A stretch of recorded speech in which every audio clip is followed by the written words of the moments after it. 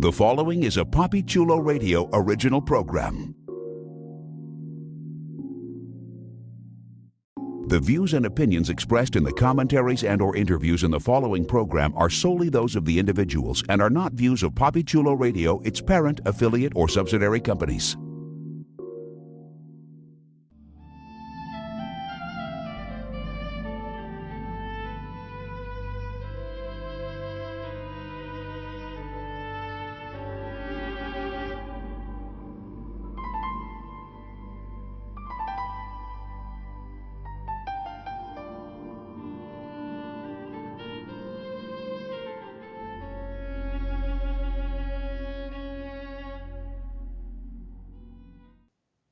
Welcome to The Waking Dream, a PapiChuloRadio.com original series, Papi Chulo Radio, pop culture on demand.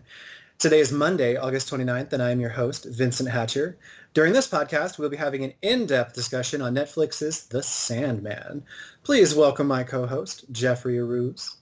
Wakey, wakey, everyone. Listeners, Priscilla will not be joining us for this episode as she is caught in a nightmare. But let's jump into our discussion of Season 1, Episode 7, which was titled The Doll's House, and debuted August 5th, 2022 via Netflix. Here's what the official synopsis of the episode says. Lucienne comes to Morpheus with disturbing news. Rose Walker goes in search of family. Admirers of the Corinthians' work scheme to get his attention. So we begin the episode with a little bit of Dream reading a dream history book with the name Rose Walker on the cover. The audience is then clued in what he is reading, and it shows a young girl, Rose, and her younger brother, Jed, packing up their things. They are informed that brother and sister cannot go together, that they have to be separated. Initially, it seems like they're going to go together, but then mom comes in and says, unfortunately, Jed has to stay here. Rose, you'll be coming with me. And so we are introduced to the Walker family. And we leave them there, and we are off to the Palace of Desire. Desire is given a little bit more interaction in this episode. We actually get to meet Desire's twin sister, Despair, and they are discussing Dream, his escape, what he's up to, and we're given a little bit of insight into the fact that Desire has had their hands on the puppet strings of many debacles throughout Dream's life, because Desire wants Dream to learn a lesson. And that lesson pertains to Desire and Despair being just as if not more powerful than Dreams. And he has not learned it, and because of that, they have to continue with their plan. We also are given a little bit of a callback to an earlier episode. We find out that Desire was actually responsible for Nada's betrayal of Dream all those thousands of years ago.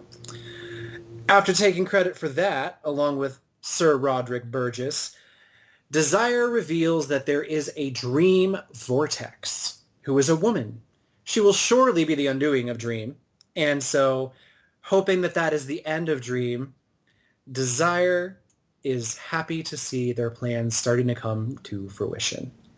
And then we are reintroduced to our friend from the beginning, Rose, and Rose is now a teenager. She's living in New Jersey in 2021. She's actually older. She looks like a teenager.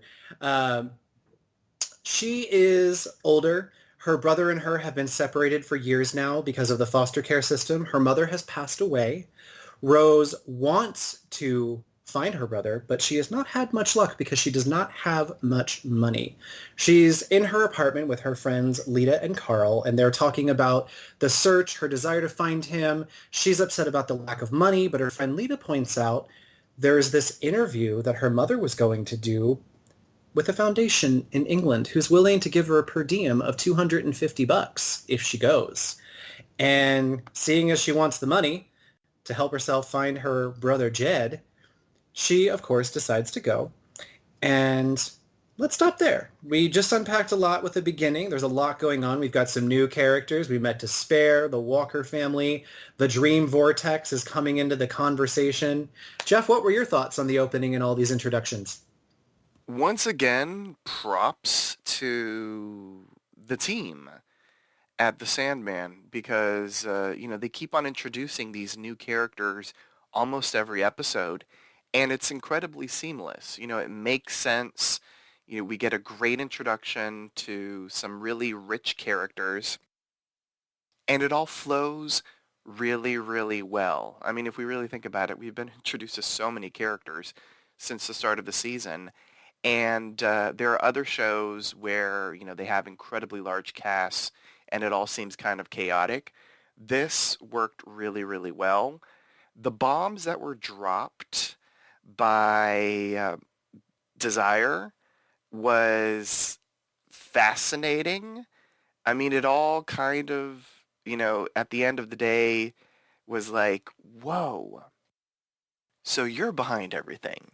Like everything Right. that's happened, and it's all sort of a test.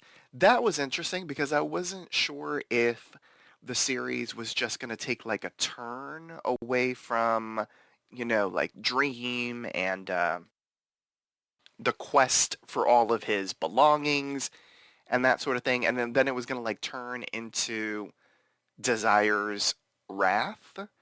But knowing now that it was all connected is incredibly fascinating to me.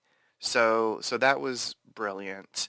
And then being introduced to the Walker family, that was really interesting, because I was like, where are we going with this story? And then all of a sudden this teen, then young woman is connected to the dreaming. That was really cool too. The whole concept of a dream vortex and that sort of thing seems really interesting. I need more information, but at this point in the episode, I was like, okay, that's kind of fascinating. I don't really know what that means, but it sounds kind of cool and dangerous and dreamy all at the same time. I love the adjectives. I try. You do. You succeed. I really enjoyed it as well. I mean, obviously going into this, I had some prior knowledge from the comics and all of that, but I absolutely love Desire and Despair. Like they are such antitheses of each other, but then at the same time, when you think of it, they're actually not, because Desire usually leads to Despair and vice versa. So having them personified as twins has always been such a fascinating concept for me, because it just speaks to like the inherent melancholy that comes with love, because sometimes love fails. Sometimes when you get what you desire, it doesn't work out and you end up in despair. So it's really fascinating to have them as twins. And I really enjoyed also just the way that it was revealed that like everything that has happened to Dream in his life has basically been based on a foundation of sibling rivalry and a temper tantrum on Desire's part. And Desire Mm-hmm. handles it so well. And I really, really enjoyed that part. Rose is cast perfectly, just like we've talked about with other members. Like this girl is such a great actress and she fits Rose really, really well. She plays the character well. And I was here for the family as well. Like I was invested in what was going on. Not even like 10 minutes into the episode, I was very sad for Jed and Rose to be separated and for Rose to grow up and, never to have those formative years with her brother, the few that she missed, was really, really kind of heartbreaking. And you're right. They do a great job of getting us to invest in these characters who we are introduced to very quickly. And we may have seen them prior, but did not get to interact them, kind of like a breadcrumb. And this episode was another example of exactly wonderful writing in the sense of I felt for them. They felt real. They did not feel cheap or one-dimensional. So I was really here for the journey.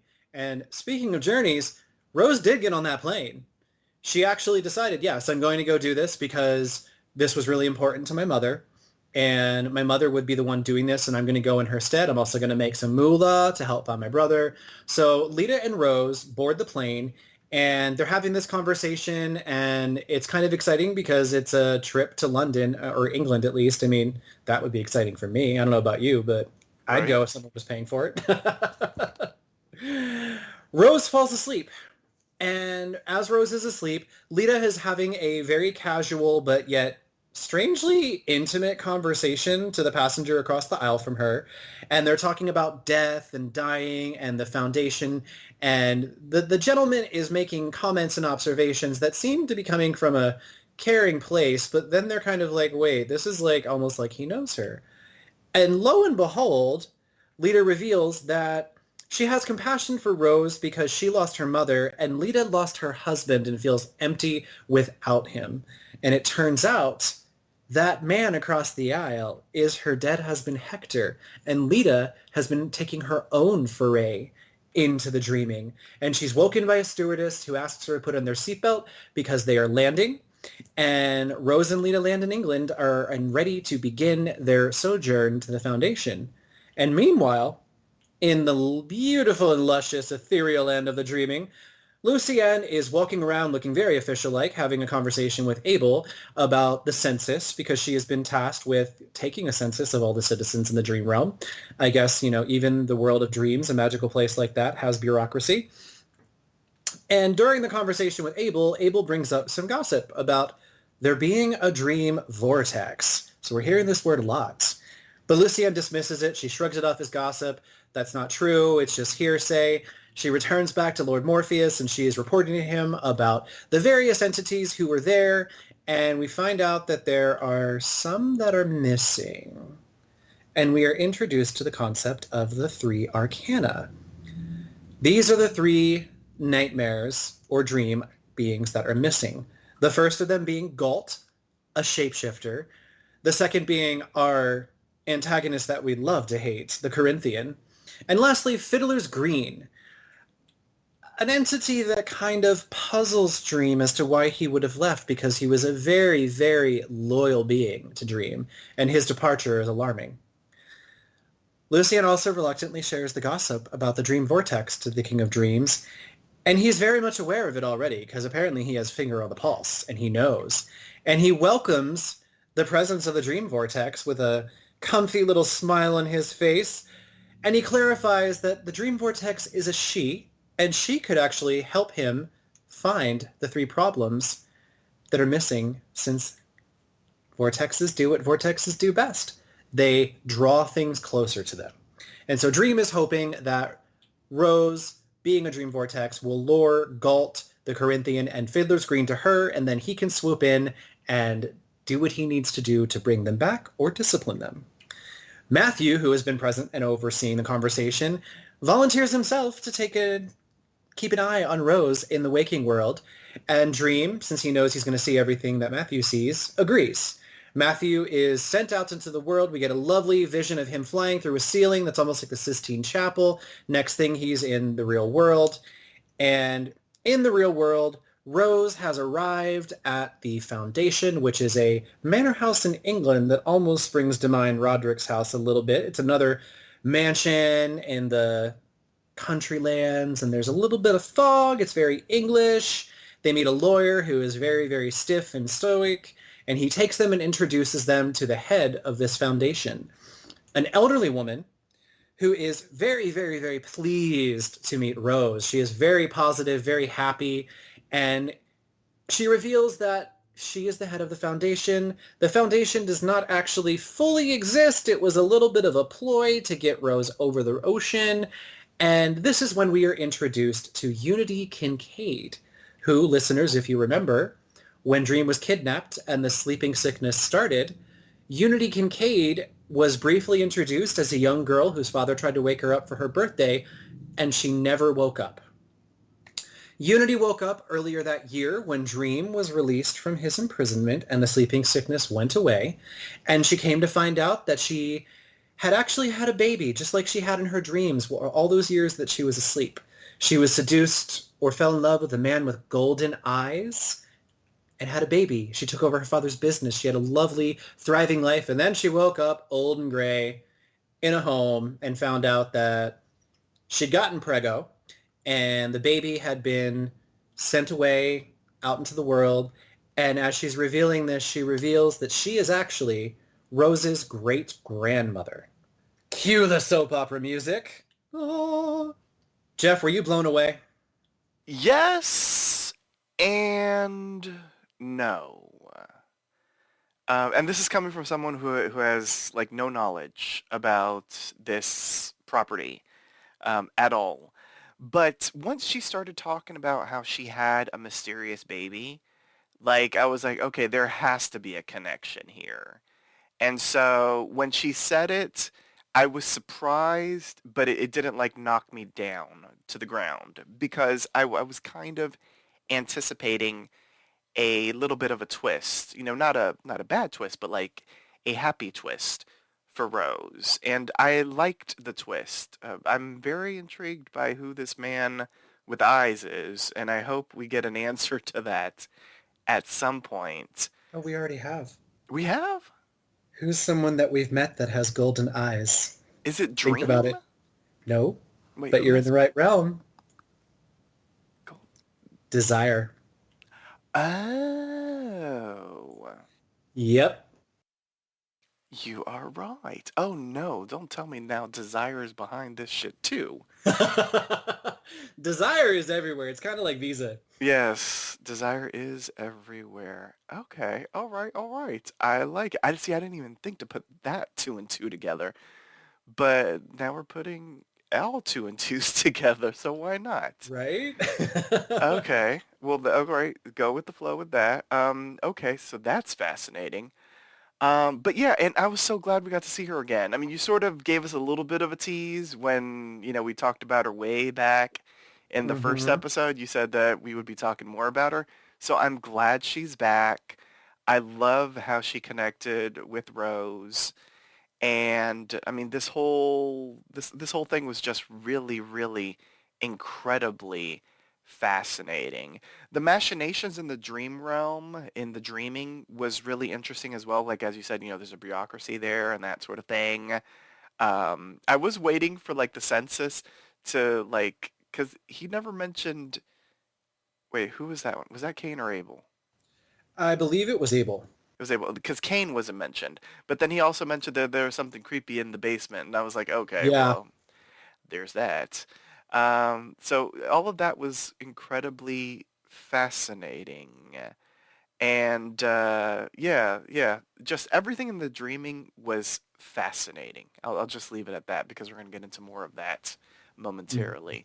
But as far as stuff in the UK, in England, everything there was awesome, to be quite honest. Like, I love that this young woman who doesn't have any family. I mean, she's got a brother out there that she has no idea where he is, and she's lost her mother, but all of a sudden, she's creating this sort of makeshift family, with Lita and now with Unity Kincaid. Yes. I've been really excited for the latter half of this series because as we kind of talked about in the past, there's so many threads, so many stories that create this beautiful tapestry that we're in awe of. And it could have gone so wrong. It could have gone so badly. We've watched shows, especially on Netflix, we've watched what happened, like you touched on earlier, with larger cast members, a lot of plot, and sometimes plots just go nowhere. We never get that payoff. We never get that, there's an Easter egg or there's a reference of foreshadowing that never pays off. But so far, every single Easter egg foreshadowing, every little piece of hinting has kind of started to come full circle in these latter episodes. And it's really fascinating to watch it happen because it's all starting to finally, for me at least, come together as a cohesive story. Like getting the news about Desire being behind everything, Unity and Rose, and we're back in England. And things are just, they're unfurling at this awesome rate that continues to make you hungry to watch more. And I Right? absolutely love it. Yes, I didn't mention Hector, but the Hector situation threw me for a loop because I just thought he was some rando on the plane in business class Right? chatting with Lita. And then once we found out that there's a connection there, and in essence, she has a sort of I guess, is it the name of our show? Is it like a waking dream? Is it she has a dream Yeah. in which she's cognizant that she's dreaming. Like that was interesting because it Yeah. made her even more fascinating because I'm like, how long has this been happening? Is this another desire machination that's going on? Is this that she has some sort of power within her? Like it made me like incredibly fascinated about her as a character. So I need answers there as well. Yes. And I like that they do this because otherwise she would kind of be what, like, unfortunately Carl is, which is kind of like a throwaway character. Um, it gives her substance and it gives an emotional impact to her story. And it really, for me, it helped me understand the closeness that she has with Rose. And there's been this really big emphasis on relationships in the show. And so I really am glad that we get this. I honestly, at first, I was like, Hector, this guy's kind of creepy. Like before they revealed that it was her husband, I was like, this conversation is getting way too intimate. Like these details and these questions, like, and it didn't even get that in detail, but it was just the vibe. There was like this weird vibe. And then the moment it's like, this is her husband, I was like, oh yeah, it made sense because I had forgotten about this. I can't remember if this was in the comics. So it was a nice little surprise and it did round out her character. As for Rose, she has a great time with Unity, reconnecting. She finds out that Unity has tons of money, and that's going to come into play in a little bit. But money aside, as you mentioned, she has family. And Rose immediately just wraps her arms around Unity, accepting her great-grandmother, and they spend some time catching up, after which Rose is kind of walking around and she's hearing voices. And she's drawn to a closet. And I don't know what you expect to find in a broom closet, but I mean, apparently it's the Fates, because they just like to hang out and appear in broom closets. But I've heard that our they do. triple our triple friends show up, and not in just blinking capacity. They are full on manifested in front of Miss Walker, and the Fates are doing what the Fates do best. They are talking in riddles. They are encouraging her to ask a question without coming out and saying it, and they're trying to hint to her. Rose, unfortunately, drops the ball and does not ask the right question and does not get to find out what they were trying to talk to her about. But they do tell her that had she asked the right question, she could have learned about the Corinthian, how to find Jed, or about Morpheus, the Dream King. They laugh a little bit and are kind of like borderline mocking. And then Lita turns the closet lights on and snaps Rose out of her trance. And they all go back to Unity and sit down for a meal. Unity learns that Lita and Hector were basically family to Rose and Miranda, and they took Rose in and kind of adopted her unofficially after Miranda, her mother, passed. And Unity doesn't need to hear any more. She immediately identifies them as part of her family as well, and awkwardly offers to send Hector a plane ticket for Lita for like the 5th time in the episode, having to say, sorry, my husband is dead. Poor lady. Right. And either way, Unity is still happy to have Rose and Lita in her life now, and offers with her a massive fortune that her family obtained by being the owners and runners of Kincaid Sugar to help find Jed. She's going to fund it. She's going to pay Rose a salary, send Rose wherever she needs to go so that she gets to meet her great-grandson. And so she offers to set all of this up. But before Rose goes away, Unity offers a gift of a family heirloom called an amulet, which Rose had a dream about earlier in the episode, the word amulet. And that was actually something that now has come full circle. And her dream about that came true. Back in the dreaming realm, Lucienne is being informed by Matthew of all the important details about Rose Walker, and they're having a conversation about it. And the janitor, Merv Pumpkinhead, walks up and asks about the dream vortex, something Lucienne emphasizes Dream has under control. Merv and Lucienne tell Matthew to keep an eye out for anything traumatic that might trigger Rose fulfilling her vortex abilities. What did we think of Merv? What did we think of the Fates? And the amulets of it all? Merv was spectacular. We had briefly seen him for a teeny tiny second way back when the dreaming was flourishing in the first episode. So I'm glad, they gave him something to do in this episode. Just a fantastic CGI creation. Incredibly interesting. Yeah, loved him.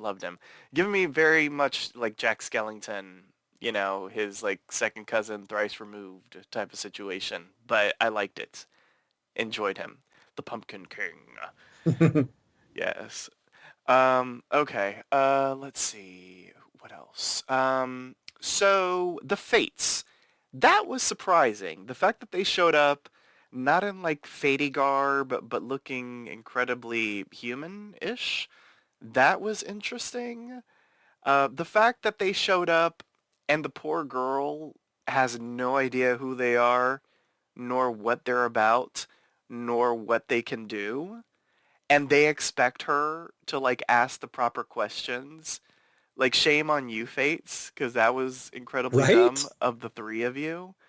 Because what is she supposed to do? Like three mysterious women, she opens the door and y'all are talking like nut jobs, and she's supposed to figure out that she's supposed to ask the right questions to, get the answers that she doesn't know she needs. And she didn't even summon them. Exactly. So that's interesting. I wonder why they showed up. Yes. Is that So, a desire yeah. machination? No, so the Fates are very fickle beings who they'll get involved a little bit for the game and the fun of it all, or because they feel like they need to, but they are bound by laws, like these metaphysical laws. Like they can't just outright tell someone an answer. They have to be asked a question. And so that's Yes. why they did that. No, But I what was understand interesting, that, but the okay, girl doesn't know that. yeah. So it's interesting that like they just showed up on their own without that. That was my curiosity was like she didn't perform a great sacrifice or gift of power. So the only thing I can think of is because she is what she is, they showed up. But if they chose to do that, then I agree. I think she shouldn't have been bound by the rules of the question.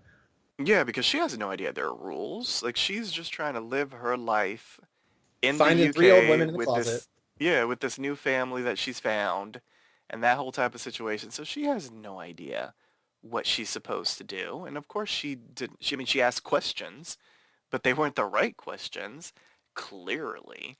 So that was, it was strange because I was like, I have no idea what's going on here, or or why they're there, or why they expect her to know anything, and she clearly didn't.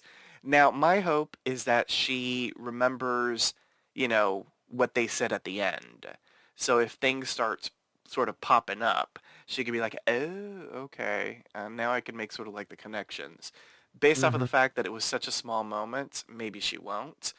But I did like when Lita showed up and she just turned on the lights and it was like a closet. Like it wasn't What are that you sort of doing? gorgeous room, ethereal looking room that she had entered.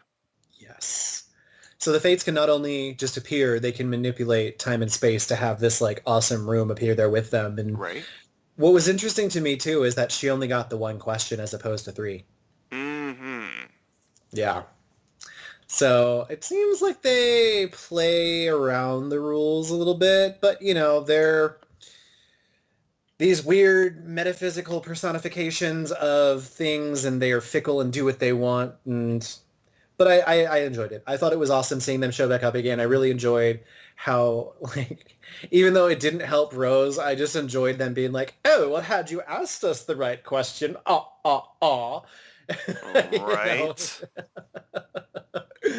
But it was nice to see them fully present, even because I think this was the clearest view that we got of them the entire series. Because even when Dream summoned them, which was the prior time where we had more of a manifestation, we got them in like flashes with dark lightning and light, but we got to see them full on in light time in this Yeah. time. And I really enjoyed that. But I agree, it was nice to have Lita just kind of walk in and be like, girl, what are you doing in this closet? Mm-hmm. Oh, but, so now that she knows she can follow some leads to find her brother and she has the funding for her trip, Rose travels back across the pond and she goes back to Cape Kennedy in Florida, which is where she and her brother spent the beginning of their life. And they arrive at this, oh my God, gorgeous bed and breakfast that I just, oh my gosh, I want to move there. And we meet Hal Carter, played by John Cameron Mitchell, who is the owner and runner of the establishment. And he lets them know that he has already shared Rose and Lita's stories with the various housemates that they'll be living with because there are no secrets in the bed and breakfast. And walking in, we get to meet two of the other tenants, Ken and Barbie, who are very self-aware, terrible, we know. And then we meet Chantel and Zelda, the serving up some Lydia from Beetlejuice vibes, owners of the largest stuffed spider collection. One does not talk, but whispers in the other's ear when the other one talks for them.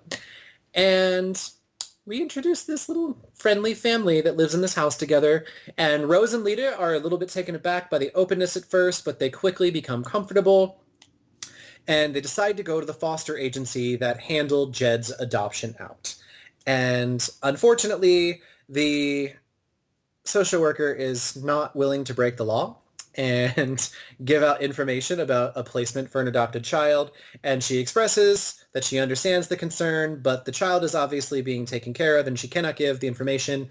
Our girl Rose loses her temper and is like, could you just be a fucking human for 5 minutes?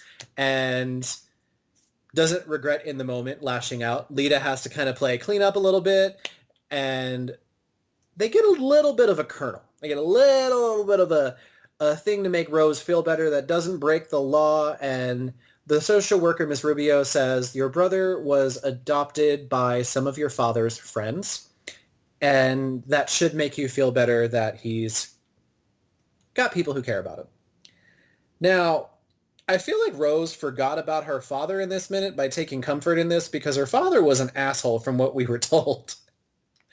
Right. I would not necessarily feel comfy that his friends had taken her brother in, but, you know. So they strike out there, and Rose decides, you know what, let's go with my housemates to this thing that they mentioned, and it's a performance by Hal in full drag, doing Everything's Coming Up Roses, and it's a gorgeous show. It's a lot of fun, but Rose needs to go outside and try to talk to Unity, and while she's out there, she is accosted, well, they attempt to accost her, by two notorious gentlemen who want her money and her phone and her things. But the interaction is interrupted by a very dapper Stephen Fry, who is very politely offering assistance and instructs the men to leave her alone.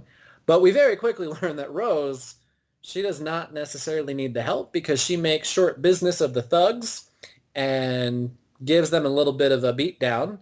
And thanks the gentleman for the help. And at that moment, they realize who each other is to the other. Gilbert is who the man introduces himself as, is the reclusive writer who lives in the attic of the bed and breakfast. And he realizes that Rose is one of the new tenants. And he offers to escort her back home to make sure that she gets there safely. As they're walking away, Matthew is shown to have witnessed this interaction, and he reports back to Lucienne and lets Lucienne know that Rose is looking for her brother. And at that point, Lucienne reveals, that's interesting because I can't find his brother. And we realize that Jed is missing from the dreaming and the waking world, which is very interesting. And Rose goes back to the bed and breakfast and falls asleep. And in her sleep, she walks through a door. And at the same time, Lucienne has decided to take the report about Jed and Rose Walker to Dream. And Rose is walking through the door and she's hearing a conversation. We see Dream and Lucienne having this convo. And Dream is suggesting that perhaps Galt, one of his missing nightmares, was the one to take Jed. And talks about the vortex and Rose. And that's when Rose walks into the throne room and says, I'm Rose Walker. Hey, what's up? And Rose has found her way by vortexing into the realm of dreams, directly into Dream's throne room. They begin to have a conversation about the missing nightmares, about her brother, and he thinks they can work together to find him. And now we have the beginning of a new relationship. Rose and Dream will be working together to try and find Jed. Speaking of Jed, who we have not seen since really the beginning of the episode, we find him wandering in a misty road/forest. He's obviously running away from something, and a car pulls up, and a woman gets out, and he calls out to her as Aunt Clarice, and she's like, we got to get back, and he says, no, let's run away together, let's get away from him, and you can tell Clarice is a little bit, like, beat down and submissive, but she's like, okay, let's do it. Just as a car pulls up, and Uncle Barnaby gets out with a shotgun and tells them we are going back. Jed, get in the trunk. And Jed meekly gets in the trunk and they drive away. And we will be addressing the other storyline that happened in the episode with the Corinthian here in a moment. But this is the end of the story for Rose, her friends, and Dream for this episode. And we had a lot going on. Jeff, what did you think of the house? The housemates and Dreaming and Mr. Gilbert? You know what? Okay. Once again, going into a whole bunch of people, I was very confused at this point in time, just because, like, we were thrust into a community so fast. Like, they were all introduced really well, and everyone has sort of like their strange eccentricities. But I was like, okay, this is interesting. And in my mind, now that I know about the desire of it all, like, I'm thinking nefarious stuff in my mind. And I'm like, is this a nefarious situation? But then when they kind of prove themselves to be harmless, kind, supportive people, I was like, okay, they're just harmless, kind, and supportive, eccentric people. And so they were all fascinating. I mean, I can imagine them all on the pages of a comic book in a graphic novel just because they were so Mm-hmm. vividly created in this live action series. So all of them were incredibly fascinating. I love that once again we have Rose creating a kind of makeshift family. It also leads me into the question of like the dream vortex of it all, since she is one. And they already said, I think it was Lucienne and maybe even Dream had said that, oh, she's a vortex, you know, the dreams and stuff will be attracted to her and that sort of thing. I wonder if it also works with humans because she does seem to be Hmm. creating makeshift families all over the place now. So I wonder Yeah. if some of her dream vortexy powers also influences humans. Maybe. I don't know. Put a little button into that. The two gentlemen in the alley, I thought they were going to end up being like nightmare type dream people, but they were just muggers slash Yes. murderers maybe. I thought So the same thing. yeah, so that was like a little bit of a like it was a red flag, but then it was a false alarm. Although I'm glad that she's okay. So and clearly she can defend herself, which is a good thing as well. The sort of machinations in the dreaming, it's interesting because Matthew in this episode basically said, I'm much more aligned with you, Lucienne, than I am with Dream. So I wonder how that could affect things in the future. So I noticed that and I was like, okay, I'll put a pin in that because that's kind of fascinating. The whole Yeah. situation with poor young Jed, I was like, oh God, this is not a storyline that I'm going to want to watch. Just because I knew it was going to be probably horrific for the kid just based off Mm-hmm. of, that, I don't know how long it was, minute and a half that we saw of him at the end. I was like, oh, like, I don't want the kid to be abused. I don't want to see any of that. And once the man, uncle popped out and then was like, get in the trunk, I was like, okay, we're headed in that direction. And I was like, I just hope we like see minimal of the damage because clearly this kid is traumatized already.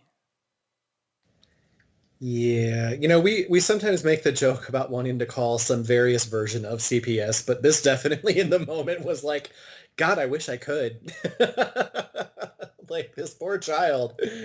And we really do get to kind of see like I liked that they presented the foster agency and that system accurately, and it wasn't kind of glossed over as like, a very optimistic representation. A lot of these agencies are state-run, when they do adoptions, and even if they're not, they're still run down, underfunded. Like in this instance, it seems to be run by just this one lady, and a lot of times they have so much of a caseload that they can't do as in-depth of like an investigation or vet process. And unfortunately, poor Jed was a victim of this.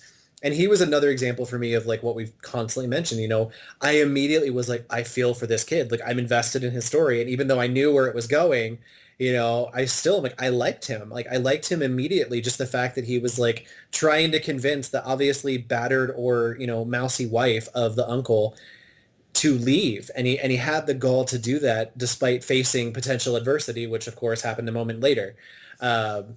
Yeah, Jed's interesting, and I love the parallels of like Rose's search for him, and then us getting just this little tidbit at the end of where he is now to kind of lead us into whatever happens next time, because it was a really good payoff because we're searching along with Rose the entire episode, and we get this little bit and we clearly know it's not going well for him, and it just makes us be that much more supportive in wanting Rose to find him.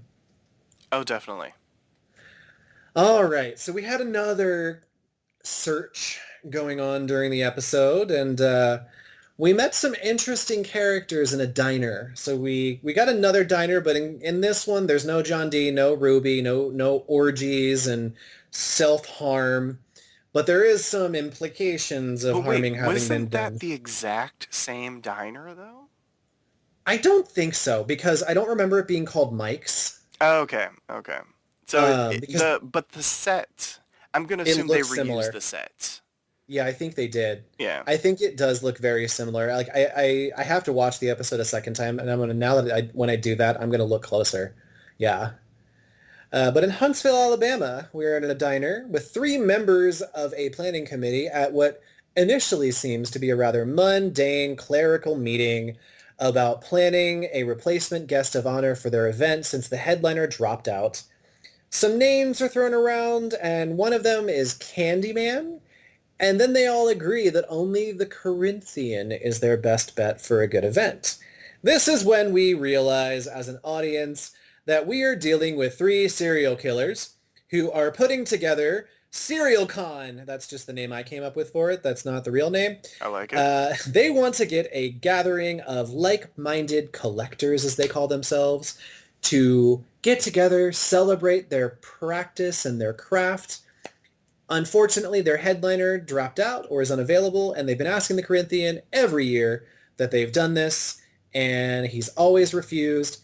And one of them, the good doctor, the female in the 3, suggests that we really just need to get his attention. And what better way than to get his attention, since he's ignored us, is to copycat his method so that he's like, oh, well, I did not do that. Somebody else is. Now I'm going to go find them. But Nimrod, one of the other gentlemen, points out that this goes against their killer code.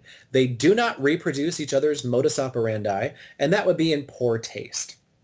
The good doctor defers and says demurely, all right, well, can't say I didn't try. Excuse me, I have to go to the bathroom. And when she returns from the bathroom, she lets Nimrod and the other gentleman, who is named Funland, know that she decided to take some initiative, and she went ahead with her plan, murdered their waiter, and she just kind of slightly inconspicuously, but not so much that if anyone else in the diner was looking, they wouldn't have seen it, she stole the eyes of her victim just like the Corinthian does. Jeff, what did you think was going on here before it got to where it was going? I was incredibly confused. Just because I was like, are they nightmares? Are they dreams? And then once I figured out, no, they're just serial killers, and the Corinthian has become, over the 100 or so years that he's been out and about because Dream was captured by Burgess, he's become a notorious serial killer. But it's not just that he's a notorious serial killer. It seems to be like a serial killer type of thing that gets passed on from generation to generation. So that was fascinating. I was like, okay, these people are really wanting a keynote speaker, like no matter what. Yeah, it's like, world be damned. We need our keynote speaker. Right. Yeah, it's very disarming, and it was even so in the comics because they're introduced in a very similar fashion, and you're just kind of like, what the hell? Why am I being privy to this boring oh, and you have that moment. But yeah, no, they were an interesting little motley crew, and the actors that they picked for the men at least were like very much like they screamed to me as like, okay, yeah, you guys are like deviants. Like you would definitely like be someone who would put someone on the back of a milk carton. Right? And the girl was definitely like serving up like I'm a Black Widow. So speaking of the Corinthian, our little crew is in Alabama talking about them. One thing that was talked about is, as we've said, the vortex draws people to it, and Dream had hoped that she would draw Galt, Fiddler's Green, the Corinthian towards her. Well, sure enough, he is on the smell, the trail. He's on the hunt. He knows she exists. He wants to get to her before Dream does. The Corinthian wants to utilize Rose to take down Dream once and for all. So the Corinthian does what he does so well and shows up at Rose's apartment. And Carl had very kindly offered to Rose earlier to house sit. He knocks on the door and Carl opens and they have a little conversation in which the Corinthian reveals, I wanted to give Rose a job. Is she here? And Carl's like, no, she's traveling, but I can get a message to her. And the Corinthian just throws on the charm. There's definitely some eroticism going on between them. And there's like hints and some tension. And Carl's like, well, she'll be back in a week, but you're welcome to wait. Most transparent pickup line I have ever seen. Ha. And sure enough, the Corinthian walks in. They have a wooey session, a wooing moment, and they toss around on Rose's bed. And after the hookup, the Corinthian is kind of wandering around the apartment and talking to Carl. Carl's curious about the job. But in this moment, the Corinthian, there's a picture near him. And it's a picture of somebody that we met before. Jeff, did you catch it? Yes. Yes. From the diner. Yeah, our good friend Judy. And in that moment, we realized that we met Rose very briefly back in the diner episode 24/7 because Rose was the friend that Judy video called on her phone, and they were talking about Donna. So yet another one of those breadcrumbs that introduced us to a character that would mean more later. And so Carl's asking about the job, the Corinthians, loosely, not very committedly explaining things. Very vaguely, I want her to work for me so they can put my old boss out of business. And while they're having this conversation, Corinthian gets that notification from our friends in Alabama having copycatted him. And sure enough, he says, you know what? I got to go to work. Something's come up. I got to go. But Carl in his bikini briefs is very convincing and encourages the Corinthian for one last fling before he goes. He tries to convince the Corinthian to do it without the dark sunglasses because, of course, even when he's humping, the glasses don't come off. But the Corinthian is having none of it. But he is having another session of fun time. They lay down again, do their thing. And then later, we are back at the Killers in their little diner. They're meeting again, having killed people and stolen their eyes. Even Nimrod, who said it went against the code, said that he actually really enjoyed it. And they're talking about whether or not this might catch the Corinthians' attention. But sure enough, he shows up, threatens to kill them all, but gives them a chance to say, give me a reason why I shouldn't kill you right now. And that is when they extend their invitation to officially be their keynote speaker. And the Corinthian mulls it over and realizes this is such a great way to enact his plan to get to Rose and have her with him. And he mentions, sure, as long as I can have a +1. Are we worried for Rose? We should be. Right. Yeah. I have no idea. Yeah, I don't know what's going on with this serial killer con, but yeah, I feel like anything with the Corinthian being involved, we should be worried. Can I just say, I did not see dreams/nightmares having sort of carnal urges being a thing. Right? Like in my mind, like they would be sort of like almost asexual, kind of like how Dream sort of Yeah. is, because Dream doesn't really seem to be a very sexual person, I don't even think he has anatomy down there. Like the way that they've right? kind of done it in the past, like there was that one scene where he was walking towards Roderick or whatever in the light, and we very clearly saw where that area would be, and it looked like a Ken doll. Well, there's that. Sorry, Dream, you have no anatomy down there, but it's Right? fine. You've He can dream survived. about it. Exactly. Yes, if he dreams it, well, let me stop. But anyway, He will come. yes. But anyway, so the fact that the Corinthian has sex was fascinating to me. The fact that, he's even interested, that he, clearly it was not initiated, but Corinthian didn't say no and even wanted more.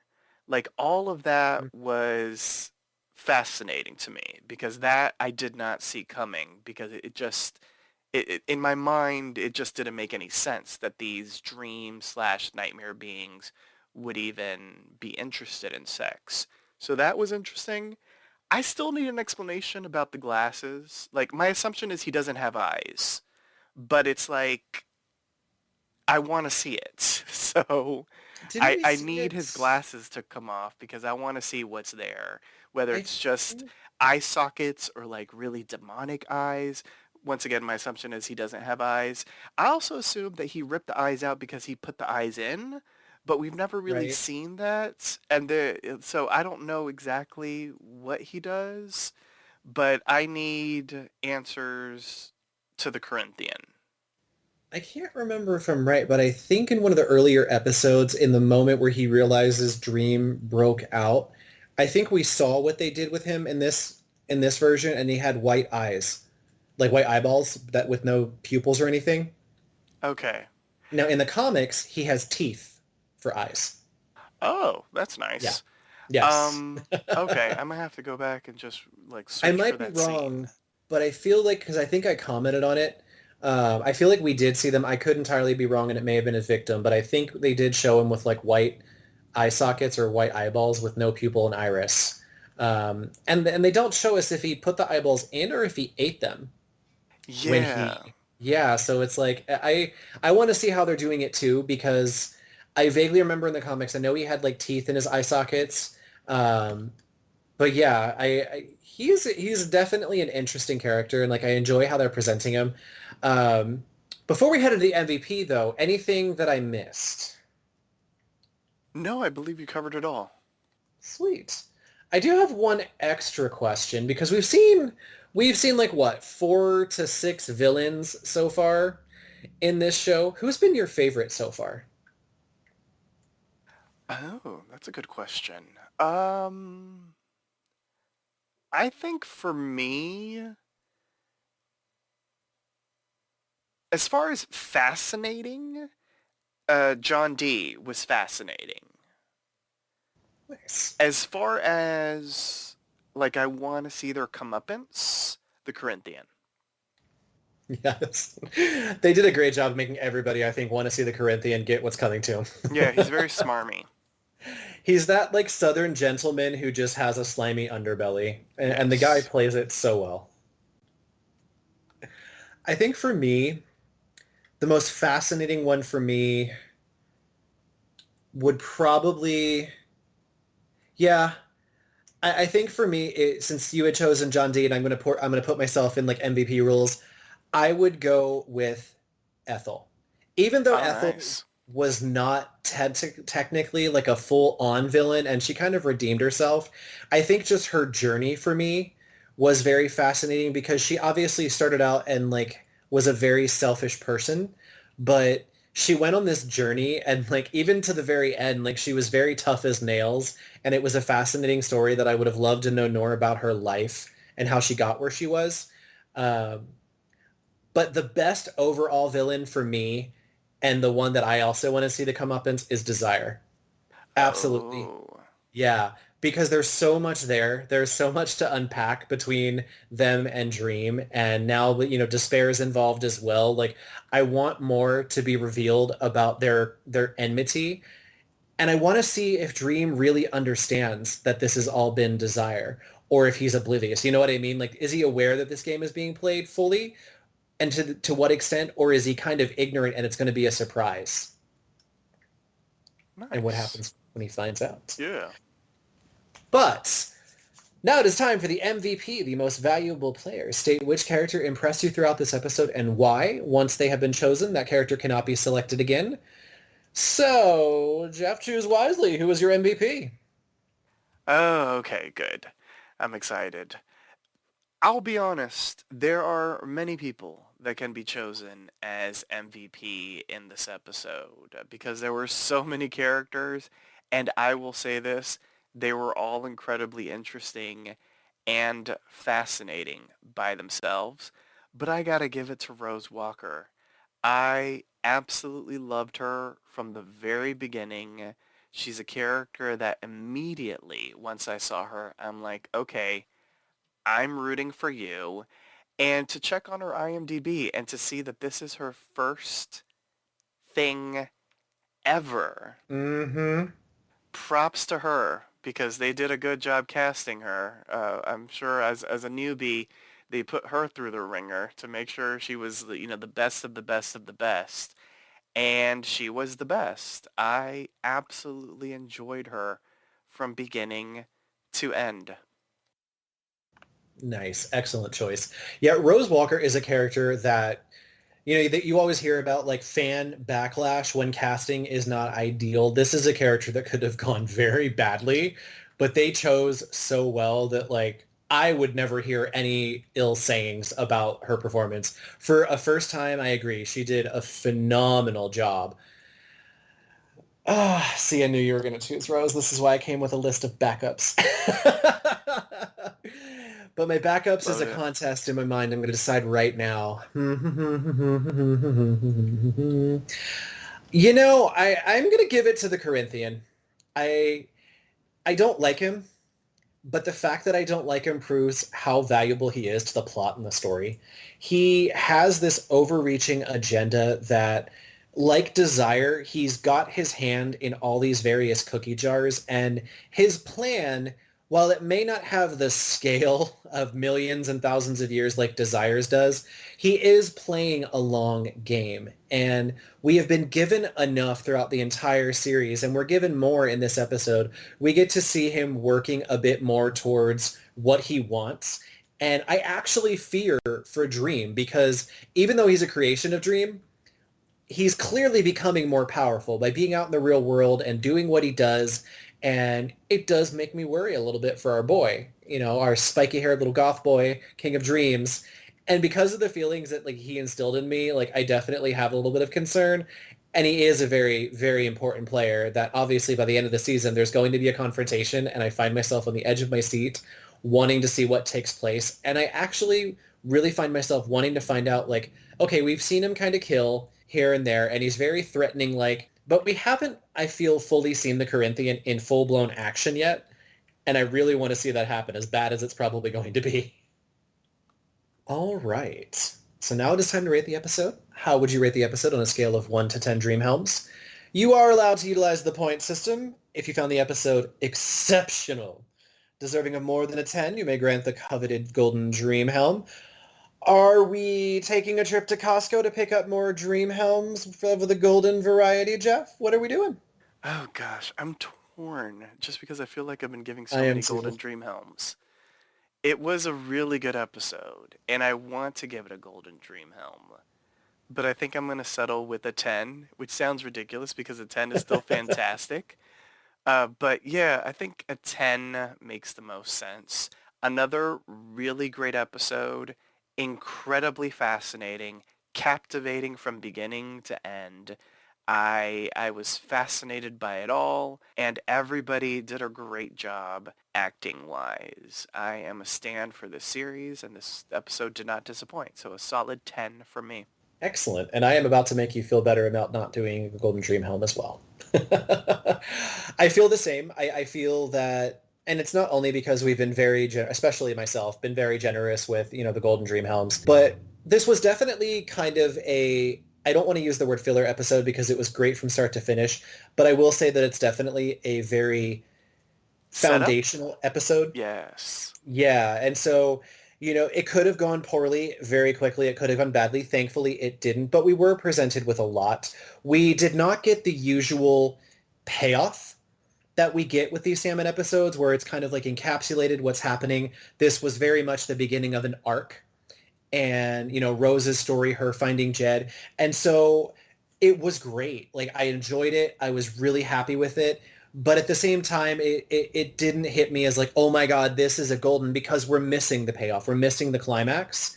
And so because of that, I don't feel fair giving it a golden. I do feel that it's fair to give it a 10 because it was great for what it was meant to be. But I can't wait to find out what's going to happen next. Speaking of, please, please, please join us next time for a brand new installment of The Waking Dream. Here is our announcer to remind you on how you can interact with us in your dreams or in the real world, whatever you prefer. Follow Poppy Chulo Radio on social media. We are on Facebook, Instagram, Twitter, at Poppy Chulo Radio. Do you have any questions, suggestions, comments, or concerns? Email us via contact@poppychuloradio.com. Are you interested in joining the Poppy Chulo Radio team as an on-air personality? Email talent@poppychuloradio.com. Binge listen to your favorite Poppy Chulo Radio programs by visiting poppychuloradio.com/archives. You can also download tonight's broadcast and the rest of the series through Apple Podcasts and Google Play. Just search for The Waking Dream and subscribe. Thanks, announcer. Jeff, please wish our listeners a good night. Sweet dreams, listeners. Have a wonderful night. Everyone, thank you for tuning in. Subscribe to The Waking Dream via Apple Podcasts, Google Podcasts, Spotify, and iHeartRadio. You can also download the entire series to listen to all of it, all of us, at poppychuloradio.com/archives. Good night and pleasant dreams. May the Corinthian not find you.